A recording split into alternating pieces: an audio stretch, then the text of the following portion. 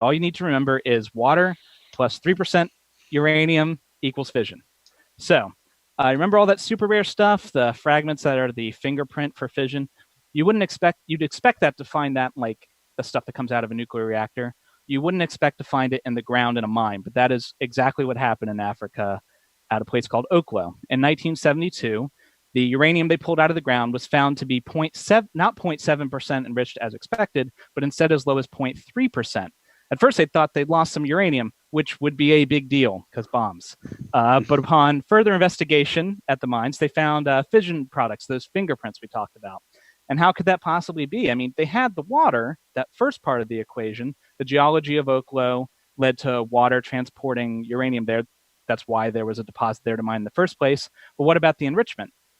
Well, all uranium is slowly decaying away. U-235, the fissile stuff, decays much faster than U-238. That means 100 years from now, uranium that you find will be less enriched than it is now. But if you go backwards, the reverse is true. It becomes more enriched. How far back do you need to go in order to get that magic 3%? The answer to that is 1.7 billion years. One more thing, just to even up the time real quick. You mentioned the catastrophic flood creating the radioactive isotopes. Is that something that God simply, spoke or whatever and made it happen? Or is that a physical process that you're saying the flood did it? Physical process. Okay, what is that physical process? I believe that they formed from the types of rock that were underneath the surface, from the pressure that was happening. See, what happened is we believe that the moon was going around and pulling on the surface of the waters and all of the mantle. And what happened is the water that was under the crust of the earth couldn't take this anymore. So it broke. And when it broke, the pressure from that water forced everything down. And during this forcing down, massive amounts of pressure was building up and creating these new elements to form. Very hot water creating new elements to form. And they do this to this day. They actually form new elements from this process. You think that the pressure of the water was enough to spark nuclear fusion? Right. That's ridiculous. We are commonly taught that the Earth is made of stardust, leftover star material that was expelled from a supernova. This assumption gave rise to the idea that radioactive decay of certain elements created by these stars, another big assumption, could be used to measure the age of the Earth. Earth's radioactivity is often cited as the reason why Earth has not completely solidified over billions of years and why there is much geothermal heat coming up from below. While that may seem like a satisfactory explanation for these issues, there is much contradictory evidence. In fact, the lightning we see during a storm gives some clues to the remarkable origin of radioactivity on Earth. The Hydroplate theory will further show that the root cause behind this radioactivity is uniquely explained by the extraordinary conditions produced by a global flood. The theory of chemical evolution claims that the Big Bang occurred 13 to 14 billion years ago. Conditions were so severe that this initial event only produced the lightest three elements of the 94 found in nature: hydrogen, helium, and lithium. Chemical evolution theory maintains that the remaining elements were cooked in stars and ultimately produced and spread throughout the universe when the stars ran out of fuel and exploded as supernova. It is assumed that our solar system, including the Earth and all the radioactive elements found on Earth, gravitationally accreted from the debris of this explosion. Heat generated by the many impacts of this accretion supposedly resulted in a molten Earth for approximately 200 million years. After 200 million years, the accretion ceased, so the liquid Earth cooled and heat was radiated into space, forming a crust. The radioactive parent elements trapped in and on the Earth then decayed into daughter elements we find today. Today, the ratio of the number of parent to daughter atoms is measured. The decay half-life is then factored in to arrive at a radiometric date for any given rock sample on Earth. This assumption about the past is the foundational rationale for old Earth theories. Many leading evolutionists assert confidently that the Earth and everything in it came about from stars exploding. Some realize, though, that all the physics has not been worked out to back this claim up.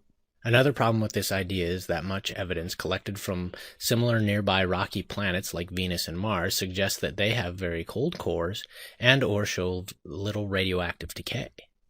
This is odd, assuming that all the planets formed from the same stardust. Earth's core is hot, while its crust contains much radioactivity. Conditions on Earth are very different. Here's why. The binding energy is what holds an atom's nucleus and all of its positively charged protons together. The binding energy per nucleon, that is, either a proton or neutron, changes depending on how many protons and neutrons the chemical element has. Here we see a chart of the average binding energy per nucleon for each element. The elements are shown on the x-axis by the number of nucleons they have, and the y-axis shows the average binding energy per nucleon for a given element. Light elements are on the left and heavier elements are on the right. Notice there is a peak in this data at around 60 nucleons. The binding energy per nucleon is as high as it can be, and anything heavier sees a drop in the energy holding nucleons together. The evolutionary explanation might work for nuclei with less than 60 nucleons. But this is because fusion events for light elements result in increased binding energy. For example, if two deuterium nuclei fuse into one helium-4 nucleus, you can see that the binding energy per nucleon increases, meaning the new helium nucleus is held together more securely than the two deuterium nuclei. If the data kept climbing up and to the right, all would be well for a chemical evolution theory. As you can see, this is not the case for elements heavier than 60 nucleons. Trying to merge any of these heavy nuclei in the chaos of a supernova will always result in less binding energy. They will break up or fission. The larger the nucleus, the greater this tendency, as there is less and less binding energy holding it together. This is the data that causes chemical evolutionists to look to physicists and hope that they will eventually figure out why cosmological theory doesn't match observation. And this is why the United States National Research Council, in the year 2000, listed the following as one of the 11 greatest unanswered questions in physics. How were the heavy chemical elements from iron to uranium made? Textbooks and teachers rarely explain this problem. Here's why we see a peak in the data at around 60 nucleons. If you think about it, like charges repel, so an atom's nucleus should fly apart because of this Coulomb force. Any nucleus with even 2 positive protons should fly apart due to the Coulomb force. Of course, this does not occur because the strong nuclear force takes over at extremely short distances. Think of the strong force as a powerful magnet with very short range. If protons get close enough, the strong force will slam them together in spite of the Coulomb force. Understanding this relationship between Coulomb and strong nuclear forces is key to understanding why heavy elements become increasingly unstable and tend to fission no matter how big and powerful a supernova is.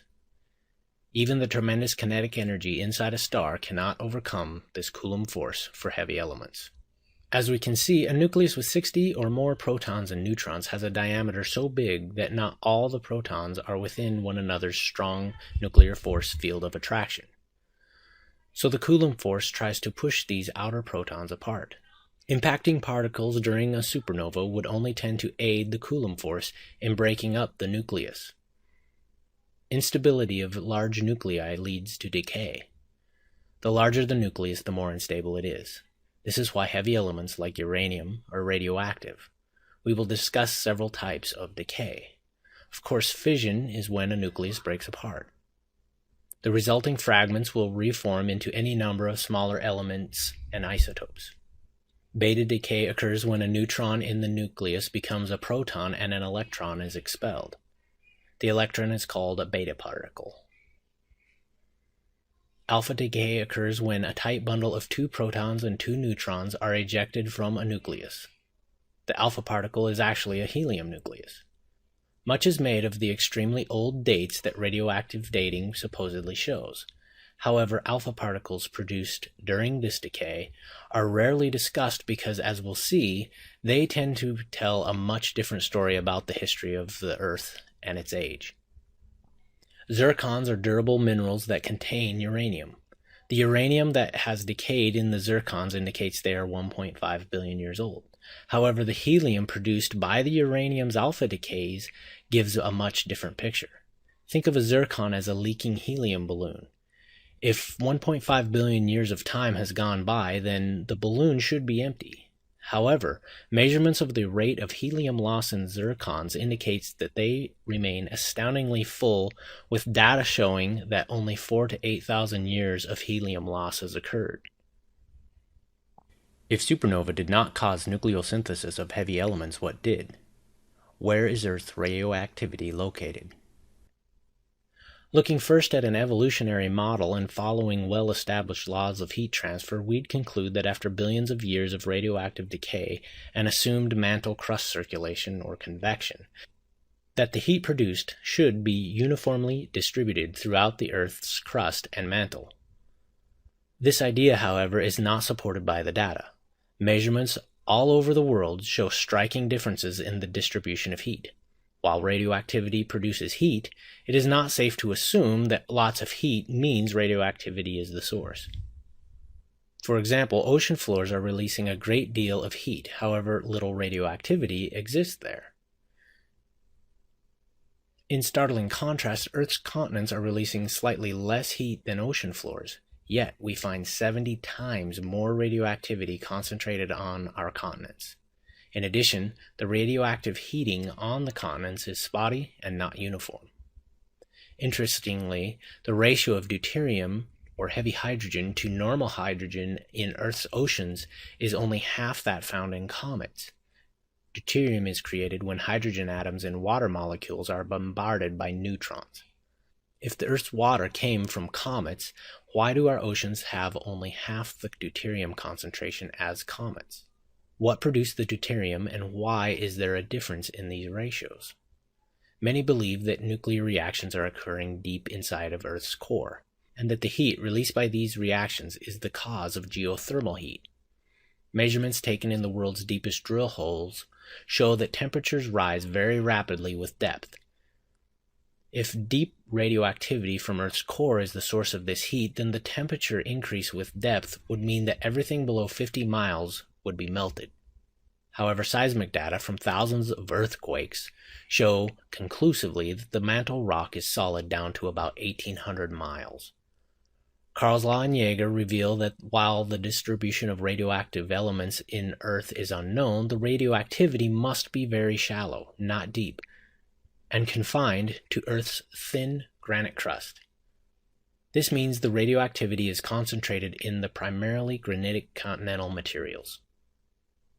So the answer to this first question, Earth's radioactivity is not uniformly distributed throughout Earth, as is expected if Earth evolved. Instead, we see that radioactive elements are concentrated in Earth's granite continental crust. The hydroplate theory will explain why. We now must answer a second question in order to see how heavy elements were created. What conditions or forces could overcome the Coulomb force? Two possibilities exist. They are the Z-pinch and shock collapse. Returning to the bolt of lightning, let's discuss what it is. Atmospheric lightning is a plasma. A plasma occurs upon electrical breakdown of any substance.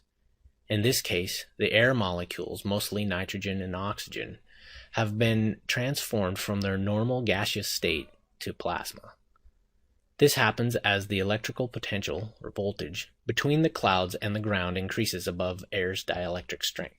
The result is a massive flow of electrons, a current that arcs between the clouds and the ground. After a lightning strike, showers of gamma rays and a burst of neutrons are detected, a result of nuclear reactions and radioactive elements produced by the lightning. So what is happening within the plasma? When electrical current travels through close, parallel wires, a very powerful pinching force is generated known as a Z-pinch. Lightning struck this tube, causing it to be radially compressed or pinched together.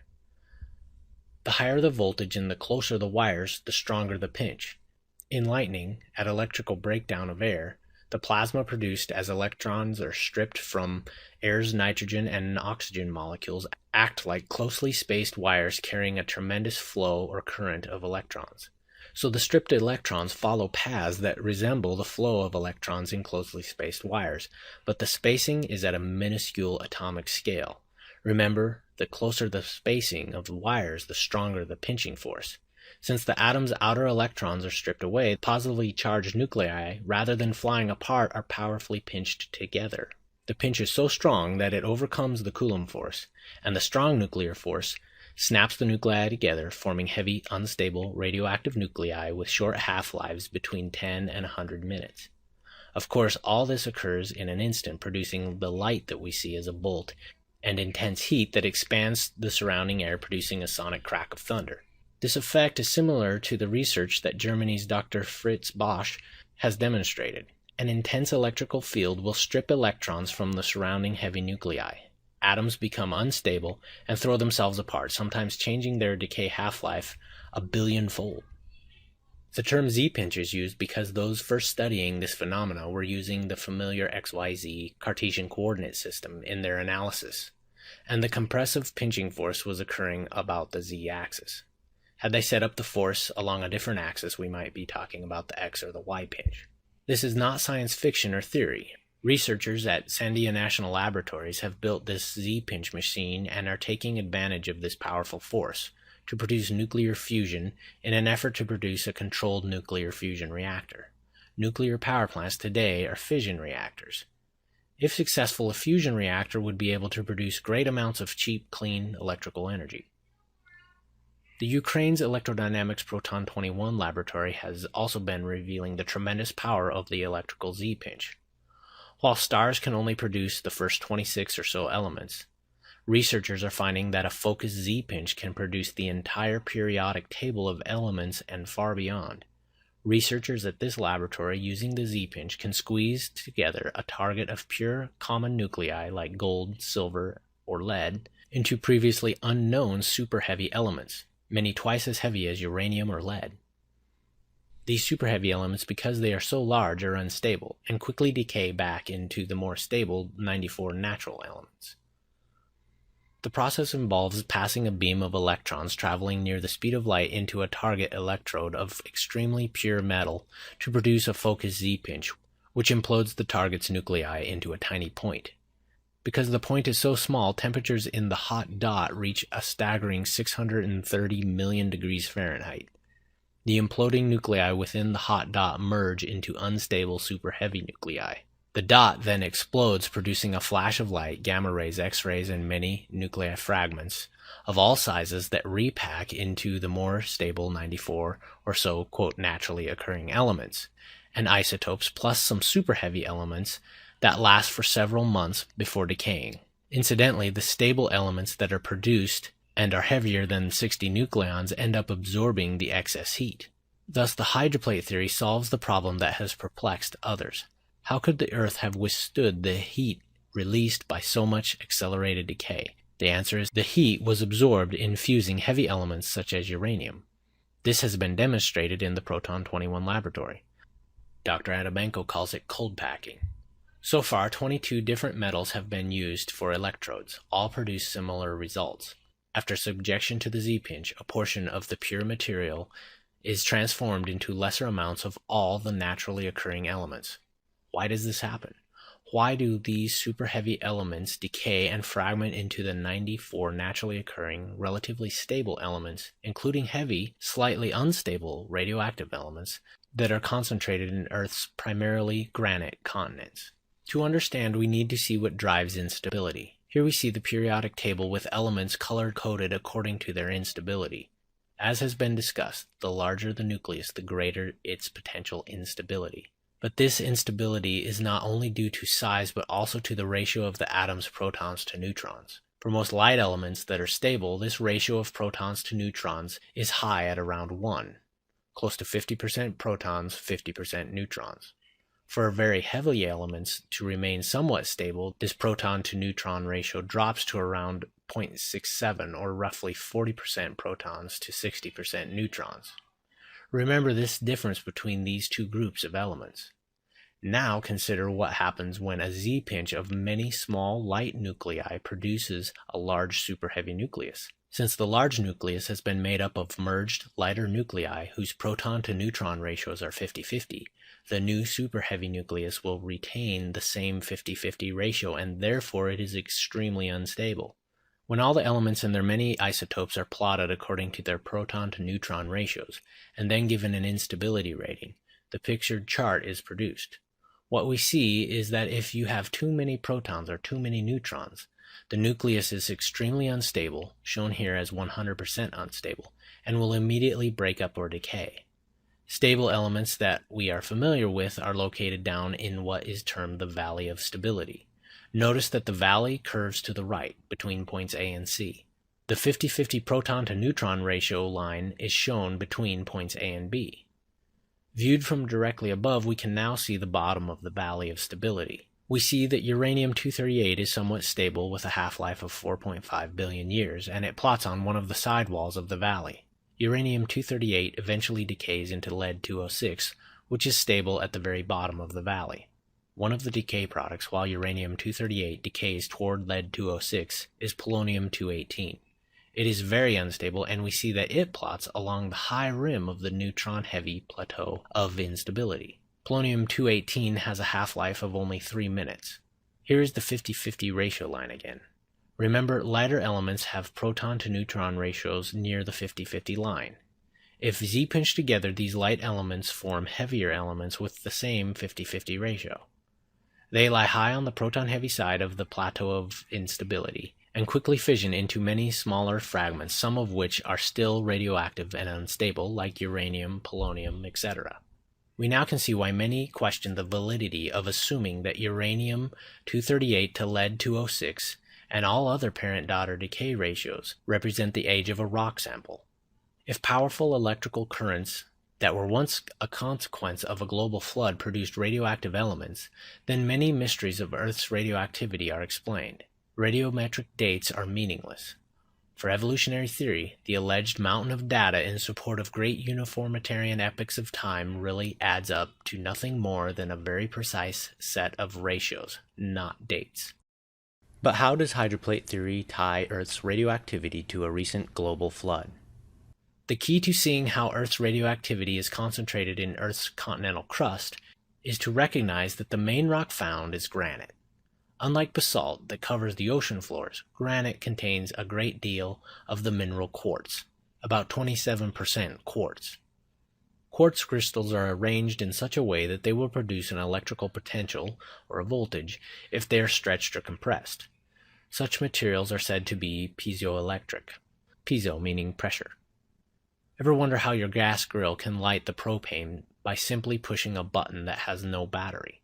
The snap you hear at the end of the button stroke is a spring slamming into a quartz crystal, causing it to compress and give off a spark, igniting the gas. Here is a similar device that allows us to see what is happening without tearing apart your grill. A child could push or pull on the lever and produce enough pressure in the small quartz pellet to produce a 4,000 volt spark. Imagine the voltage produced on a continental scale instead of this display. Some may ask what evidence there is that granite could produce electrical charges. Here are some quotes taken from eyewitnesses around the world. Of course, today many witnesses have uploaded YouTube videos of these strange lights during large earthquakes. Many scientists have begun to link the root cause of these accounts as being due to the piezoelectric materials in granite being stressed during an earthquake. Hydroplate theory shows that during the flood, the granite continents were exposed to more extreme cyclic pressures on a much larger scale. Hydroplate theory poses that during the beginning stages of the flood, as supercritical water rocketed out from under the fractured plates, water flowing under the plates, in combination with seismic waves sent throughout the plates, due to the buckling failure of the plates' supporting pillars, induced flutter in the granite plates. So what is flutter? Whenever a fluid flows over a flexible surface, a vibration or flutter can be induced. This is easily seen in a flag flapping in the wind. Flutter is a phenomenon that must be considered in designing aircraft structures like wings to prevent their fatigue. So what evidence is there that Earth's massive granite continents once fluttered? Lineaments are very long parallel fractures that have been observed on the surface of Earth's continents. Some unique properties of lineaments are that the material on either side has not been displaced and does not change in elevation. We can postulate several failure mechanisms for these features of lineaments. However, only one is consistent with observation. Looking at compression, we see that compressive failure or crushing or impacts would not produce long, thin cracks, but many randomly directed fractures and displacements. The continent could have sheared, but shearing would produce displacements. Horizontal tension may be an option, but horizontal tension would pull a slab of rock apart at one single point of failure and not produce multiple parallel fractures. Finally, consider tension in bending. This mode will produce multiple parallel fractures in a material. Rather than displacing, they will simply close back together once the bending load is removed. Of these failure modes, lineaments seem most likely to be tension cracks formed due to bending at some point in history. Here's how lineaments formed due to flutter. The wave that flutter produces causes a structure to bend back and forth as it flexes. This flexing produced the long, undisplaced parallel fractures we see today on the surface as lineaments. Think of a simple two-dimensional beam as loaded, shown here. Notice the parallel red lines at the ends of the beam. The loads will cause the beam to deflect into an arc. The convex side is in tension as the material stretches past the red lines. The neutral axis of the beam in the middle is neither in tension or compression. The concave side is in compression, as the material is squeezed between the red lines. While granite has excellent compression strength, its tensile strength is very weak. This property of granite, combined with the bending from flutter during the flood, produced the lineaments we see today. During the flood, continental hydroplates began to flutter as an ocean of water flowed under and burst out of the crack. Piezoelectric quartz fills these granite plates, which were exposed to cyclic tension and compression that produced huge voltages throughout the granite. Just as the dielectric strength of air breaks down in an electrical storm, granite's dielectric strength was exceeded, resulting in powerful electrical surges, or plasma, arcing within the fluttering plates. Each time the supporting pillars were lifted and then slammed down into the mantle floor, tremendous compressive pressures crushed the pillars. Like the Proton 21 lab experiments, self-focused Z-pinches occurred at microscopic points within the pillars. The high temperatures, on the order of 630 million degrees Fahrenheit, at each point was enough to melt a millimeter or two of surrounding rock, creating small chondral spheres. Some of these fragments were launched into space and fall back to Earth today as meteorites. A bit later we'll discuss how these tremendous velocities were achieved. The arcing lightning, or plasma, strips nearby elements of their orbiting electrons. In this case, the elements involved in the Z-pinch were those that comprised of granite rather than air. The elements that make up granite were vaporized into a plasma state, stripped of their electrons, setting up the conditions for the Z-pinches to occur. Next we'll see a second mechanism that could have aided in heavy nucleus building. Lightning in the deep granite led to further nuclear fusion via shock collapse events. As rock became plasma along the thin pathways of the electrical discharge, the shock wave generated by the electrical heating suddenly expanded the plasma and the surrounding rock walls. With air, the shock wave causes thunder. However, the deep granite was not able to expand like air. Instead, the surrounding rock walls were momentarily expanded by the shock wave, but then rebounded like a giant compressed spring from all directions. The rock collapsed back into the plasma with enough shock energy to drive or fuse the nuclei together at various places along the plasma paths. This happened frequently deep in the crust where the rock was already highly compressed.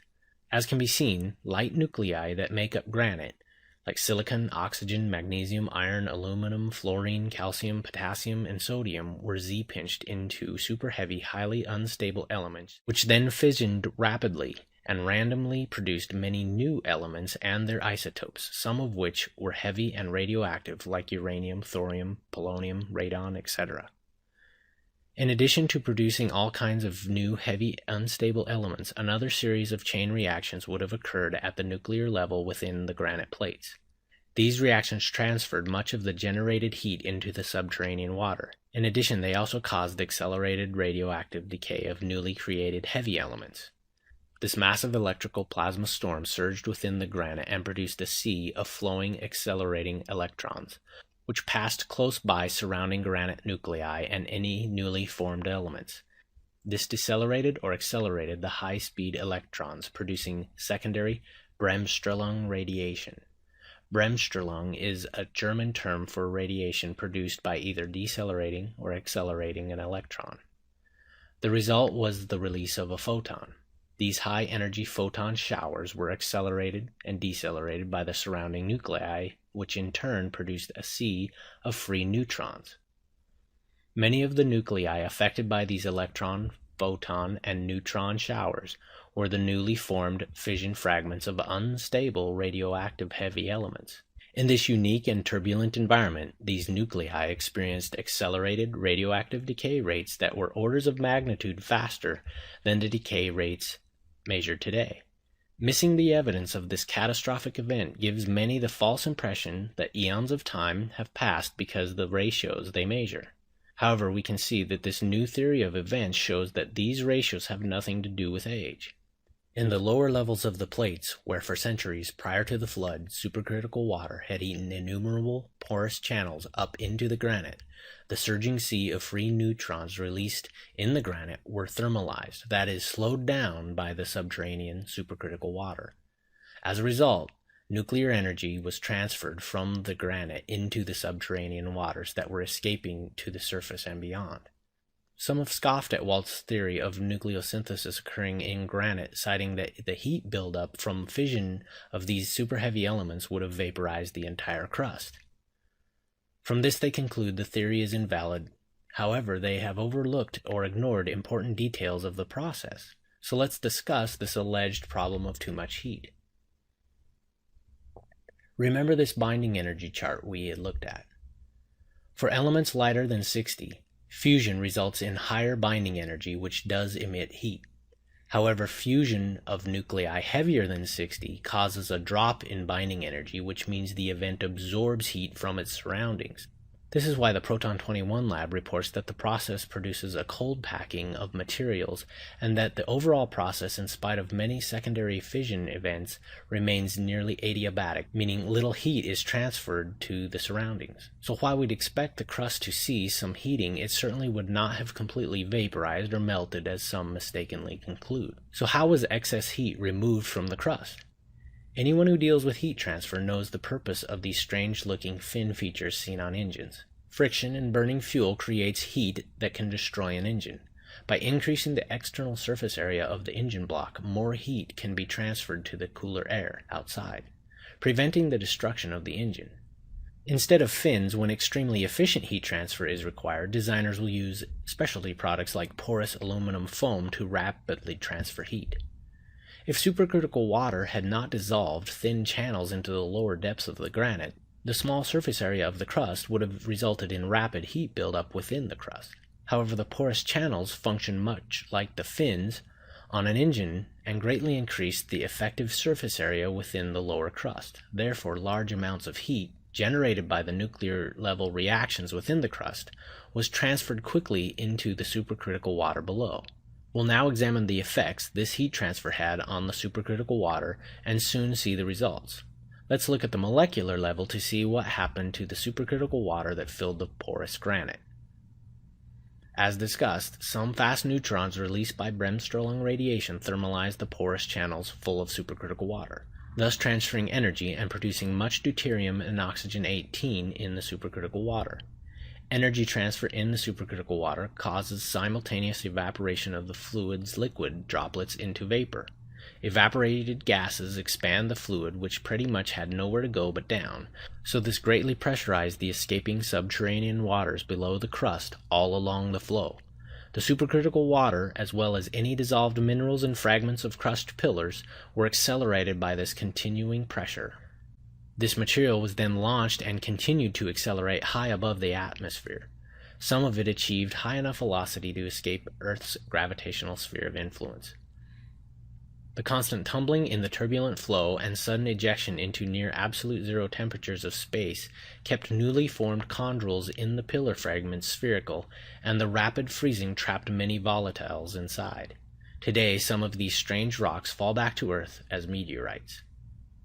Astronomers are mystified by chondrules. For example, what could have instantaneously melted so many tiny points within rock drifting in supercold absolute zero outer space? More and more astronomers are concluding that lightning must have somehow been present in outer space to concentrate enough heat to melt tiny points of rock that later became parts of meteorites. Lightning is a plausible explanation for chondrules, but it is better explained as having originated in a piezoelectric storm from the quartz inside the granite crust of Earth, not outer space. The longer a flow is accelerated, the more speed it picks up. With bullets, even bullets with the same powder charge, bullet velocity can be increased by simply lengthening the barrel as long as gunpowder continues to burn all along the barrel and provide pressure. Imagine the effect of continuous expansion of the supercritical water all along the underside of the continent-sized plates, up through the 60-mile-high crack between the plates, and high above the atmosphere. Unlike a bullet which is no longer pushed by gases outside of the barrel, the pressurized flow and anything in it would be continuously accelerated for hundreds, even thousands of miles, because every unit of volume of supercritical water is expanding as its pressure is dropping all along the flow. In addition, the drop in pressure once the fluid was out from under the plates causes supercritical water's many ions to snap back together. This immense electrical energy released in the supercritical flow caused violent expansion and acceleration. In some cases, the velocities of the flow were high enough to launch some materials beyond Earth's gravitational sphere of influence. Of course, pressurizing the waters below created the equal and opposite reaction of pushing up on the granite plates. In some places within the continental plates, it appears that this pressure was too much for the plate to structurally support. Many large inland seas appear as deep craters. Hydroplate theory ties these features again to the unique conditions seen during the Genesis flood. Some spots of the granite plates generated more nuclear energy than the surrounding area. If too much heat were generated in this local area, then the pressure from the expanding supercritical water below could lead to catastrophic rupture of the plate. Here's another view. The newly exposed chamber floor rose up until it reached hydrostatic equilibrium and became the basin of an inland sea. The floors of these inland seas usually have thick mineral layers of salt. These mineral layers are the remnants of the granite minerals dissolved by supercritical water of the Great Deep and later precipitated by a process called outsalting that occurs in supercritical water. This was occurring decades before the Genesis flood. Because of the many neutrons absorbed by the supercritical water, we now find high concentrations of the isotope oxygen-18 in these deposits that blanket the Gulf of Mexico and the Mediterranean Sea. Finally, we can now see why comets are found to contain about 2 times more deuterium than Earth's oceans. The volume of the Great Deep was about half the volume of today's oceans. A relatively small amount of water was launched and escaped Earth's gravitation. This water remains deuterium-rich in space. Some of the launched water radiated any remaining heat into space and fell back as constant rain for 40 days according to Genesis. Most of the remaining subterranean water continued to well up from under the plates for another 110 days after the constant rains had ceased. These deuterium-rich waters mixed with the pre-flood seas, which cut the concentration of deuterium in half, and this is why we measure diluted concentrations of deuterium in our oceans today and concentrated deuterium levels in comets. This presentation has given an overview of Walt Brown's online chapter on radioactivity's origin. I'd like to thank Dr. Brown for his input and review of this presentation. The radioactivity chapter, as well as additional information about the hydroplate theory, and many evidences that support the biblical account of the global flood may be found at the Center for Scientific Creation website. Continuing our discussion from last week with a PhD in nuclear engineering, Dr. Joshua Spencer. In the last segment, we talked about the importance of kind of understanding the differences between historical and observational science. Observational science is what we are typically refer to as science, where you make a hypothesis and you have to do some sort of laboratory experiment where you can actually have control and you can make observations, and then you can try to make a prediction based on what you observe. In historical sciences, you don't have the benefit of being able to observe the event firsthand. It's sort of like a CSI show where you see a lot of evidence after the fact, but you weren't actually there to see the events unfold. So CSI, crime scene investigation, that's the whole field of forensic science. And I think the world is realizing that science is a powerful tool, even in determining what has happened in the past, although it's slightly different. The tools that you bring are different, but I know that you have said, in fact, even in this email discussion, Josh, you said that even in the field of historical science, you still use the known laws of physics that you can demonstrate in the lab, and you want to select a theory that doesn't require you to twist the laws of physics to fit the facts. That's correct. And we talked about how the hydroplate theory really, so basically the hallmarks of a very good theory that has a lot of support, it does just that. It's built on science that you can observe in the laboratory. It's built on a minimum number of assumptions. I mean, we talked about from a high level, right? I mean, there's a lot of little pieces you have to fill in because you don't know, but from high level, hydroplate theory just has one main assumption, that there was water under the crust of the Earth prior to the flood. And then based on taking that one assumption and then letting the physics fall out just based on how it should, you should be able to make predictions based on that model. Yes, and Walt has made many predictions, Dr. Walt Brown, that his website, and we link to it, in fact, from rsr.org/predictions. You can see the many predictions he's made and the many that have been confirmed, and they're astounding predictions, contrary to what would be expected by mainstream science. And Walt is hitting these predictions right on target over and over. It's really exciting. It sure is. It's definitely exciting to kind of see a lot of these things unfold. I mean, it's science kind of the way it's meant to be. Yes. Let me just mention some of those predictions Walt made that have been confirmed. He predicted that asteroids are flying rock piles. I mean, that was confirmed this last year with the European Space Agency and their amazing landing on an asteroid. You have that rocks on asteroids and comets are rounded. That was predicted and confirmed. Water is inside of large asteroids. That has been confirmed. That there would be carbon-14 in old dinosaur bones. That's been confirmed. That there would be salt on Mars. Salt on Mars, that has been confirmed. That there would be pooled water under mountain ranges. That has been confirmed. Deep channels under the Bosphorus in Gibraltar. That has been confirmed. And there's good reasons why these predictions are made, and they're very specific. And when they're confirmed, it's an astounding additional affirmation that Walt's theory is on target. That's right. Having one prediction on something like this is amazing, but to kind of have this litany of a long list of them. I mean, every single prediction, I mean, if you just sort of think about, okay, you make a prediction, you can look at it kind of mathematically, that's either right or it's wrong, right? Well, if you have maybe a 50-50 chance, right? But if you get two right, that's sort of, you can multiply those probabilities together, and with all those confirmations, makes it very strong indeed that there's a lot going for this model. And there's another 50 or so predictions that Walt lists. Yep. And there are dozens or scores more of predictions that are obvious and implicit in his model. And they're the kind of things when the headlines hit week in and week out, and we read about the latest discovery, and we say that's exactly fitting with Walt's hydroplate theory of the fountains of the Great Deep. It fits it perfectly, including all the science of the last month about the TNOs and that there's more mass out beyond Jupiter and out beyond Pluto.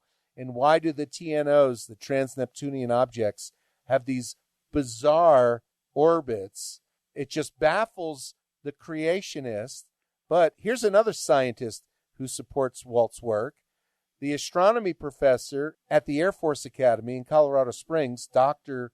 Robert Brown, has just published a paper in the monthly notices of the Royal Astronomical Society on these TNOs, and he's a supporter of the hydroplate theory. I mean, open supporter of the hydroplate theory. And so we need to add him to our list of scientists supporting Walt's work. All right, now I think we get to your field in Adamenko over in the Ukraine. Can you tell us about that and how the light went off and you connected that work there with Dr. Walt Brown's hydroplate theory of the flood? Yeah, the work that Dr. Adamenko is doing, he's working on, like you had mentioned, in a project called Proton 21, where they're looking at a couple of different problems. They're trying to work on kind of solid-state fusion, and they're also looking at ways to try to neutralize radioactive waste that is man-made. The approach they had taken is an approach where they would pass a high current through an electrode. And in the experiments they did, they would take very, very high purity copper, for example, and they would make that like an anode, and then they would pass very high current through that in like a Z-pinching effect would effectively blast the tip of that electrode, and you would get nucleosynthesis reaction that would happen in that anode. And what would happen is the anode would explode, and what they had is they call a witness plate. So they'd start with very pure copper, then they would analyze that plate. What they found on that plate was deposits of basically the entire periodic table, in addition to some very super heavy elements that were quasi-stable also. So those things were unexpected. So, Dr. Spencer, let me repeat that so if I understand it, then the audience will. They took very pure copper and they zapped it. It's called a Z-pinch with a tremendous voltage. And it sort of erupted on their microscope slide. It erupted into dozens of different elements. So the copper was changed to different elements, including not only the heavy elements on the periodic table, but even elements that were heavier. They're like off the chart, literally.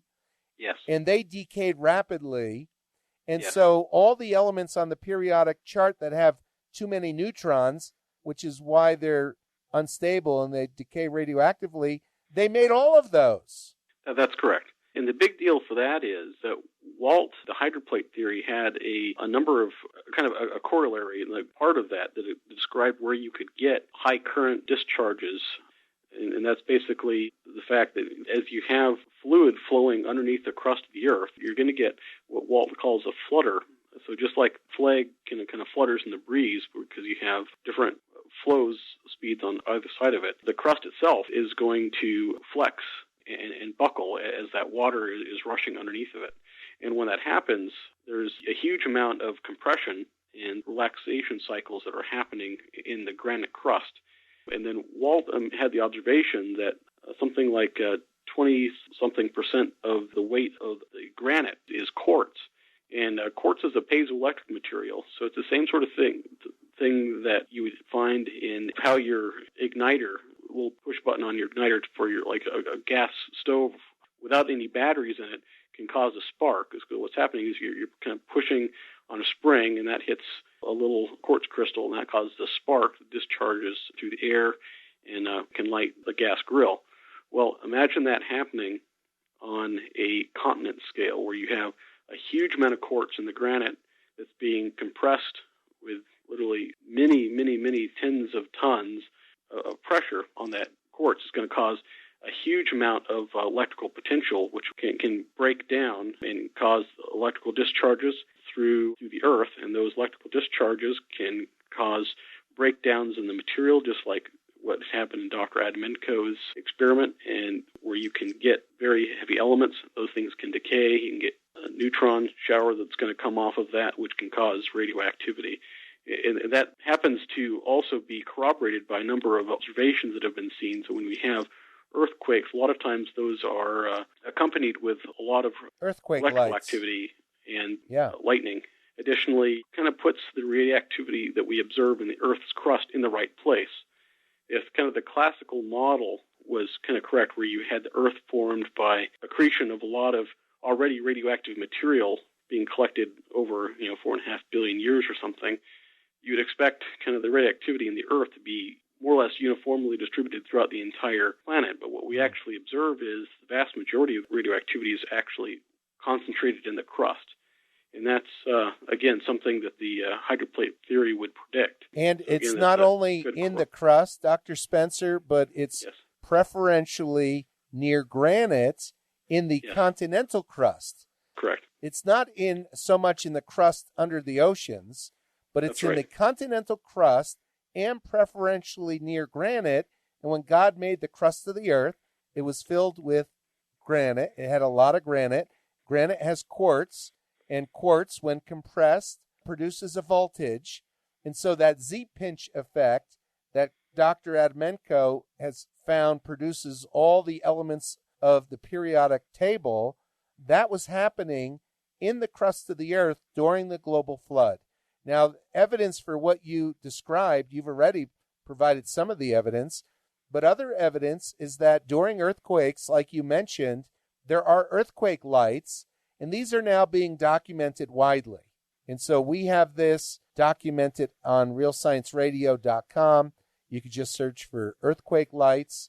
Also, when you talked about the fluttering of the crust, almost like waves on the ocean, when the water under the crust is escaping through what has become the mid-oceanic ridge, the fountains that burst forth, the crust was fluttering, and that would leave cracks. Well, it turns out that there are cracks, nothing like faults, like in California and elsewhere, but cracks, and they tend to be parallel lines, and these have been documented, including by the USGS, the Geological Society of this country, that they're around the world, and they're unexplained so far, except by those who know the hydroplate theory, because they're the remnant of the fluttering crust. That's right. There's a number of other events that would have caused a similar effect that are also described by the hydroplate theory.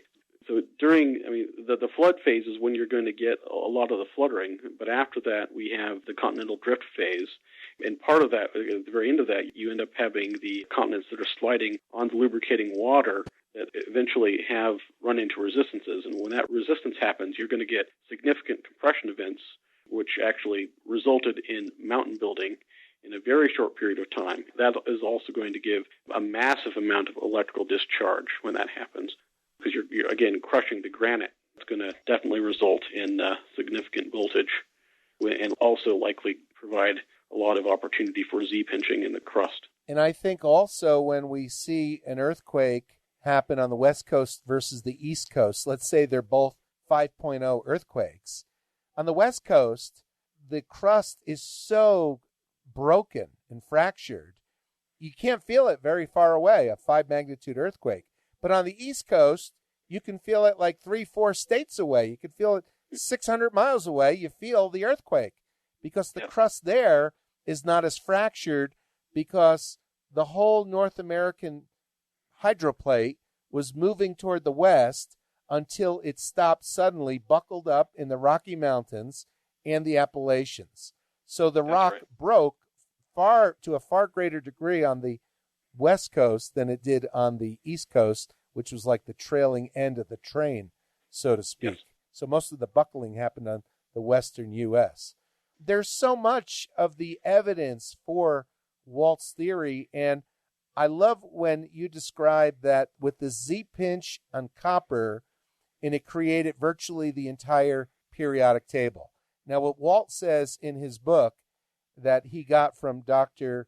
Stanislav Adamenko is that not only did this high voltage create all the elements of the periodic table, and then some, but it also created them in similar proportions to how you find them in the crust of the earth. That's true.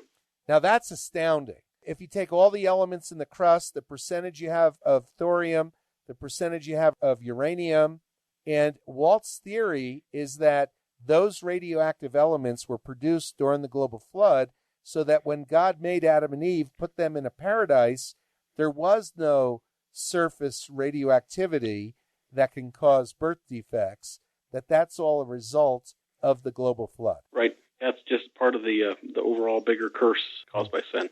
Yes. Wow. You mentioned ENM component. I wasn't sure what that was. Oh, ENM is electromagnetic. Okay. So another field of physics, which is, in this case, the piezoelectric effect. Right. And that means when you either put pressure on quartz, so you're compressing it, or you're pulling on it, that creates a positive or a negative voltage.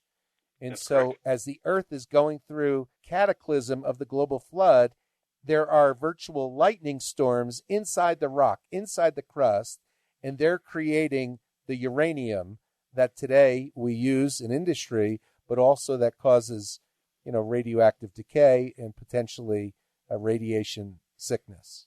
That's right.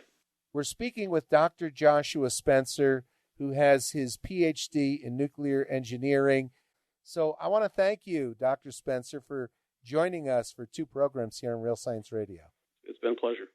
All right, so that's Dr. Joshua Spencer, a PhD in nuclear engineering. He's got his master's and PhD in that field.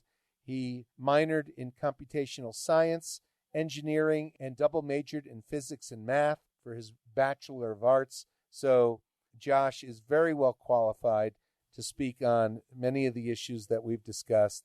It's just a thrill and an honor to have him on the program.